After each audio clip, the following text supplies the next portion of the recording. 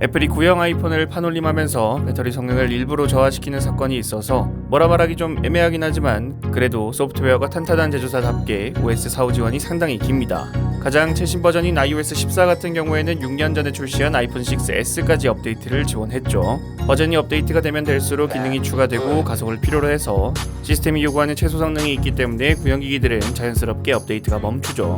연년과 비슷한 일정으로 진행된다면 올해 WWDC에서 iOS 15가 발표될 텐데 아이폰 소프트가 공개한 새로운 보고서를 통해 iOS 15에서 업데이트 지원이 중단되는 기기에 대해 언급했습니다. 보고서 내용에 따르면 iOS 15에선 A9 칩셋을 포함한 구형기기들이 지원을 중단할 것이라고 합니다. 즉 지원이 중단되는 제품은 아이폰 6S 시리즈, 아이폰 SE 1세대, 아이패드 미니 4세대, 아이패드 에어 2세대, 아이패드 5세대입니다. 최장기간 지원을 한 제품은 2014년에 출시된 아이패드 에어 2세대이고 최단기간 지원을 한 제품은 2017년에 출시된 아이패드 5세대입니다. 따라서 지원 목록은 아이폰 7에서 아이폰 12, 아이팟 터치 7세대, 아이패드 프로 전 제품, 아이패드 에어 3세대, 4세대, 아이패드 6에서 8세대, 아이패드 미니 5세대입니다. 다만 이 지원 목록이 무조건 맞는 건 아닙니다. 작년에도 아이패드 에어 2세대는 지원하지 않을 것이라는 보고서를 발표했었지만 iOS 14에서 지원을 했죠. 참고용으로만 보시는 게 좋을 것 같습니다.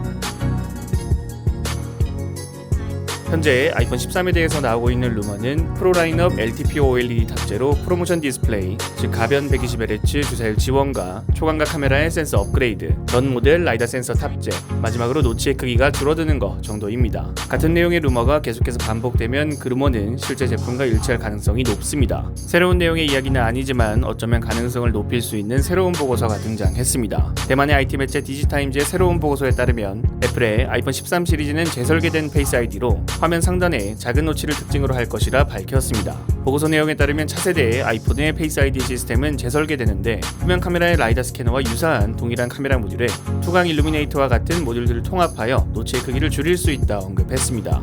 꽤 신뢰도가 높은 소스에서 아이폰 13에서 노치가 줄어들 것이라는 이야기가 한 3번 정도 나왔었죠.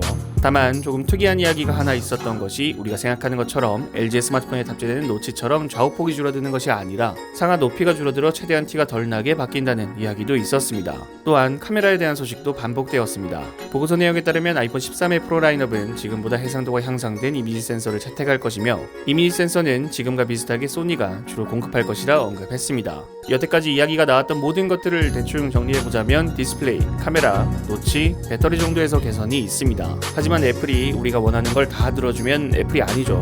가능성은 높아지고 있는 것 같은데 그래도 좀 더 지켜봐야겠습니다. 여러분들이 생각하시는 iOS 15와 아이폰 13에 대해서 댓글을 남겨주시면 감사드리겠습니다. 시청해주셔서 감사합니다. 지금까지 알비였습니다.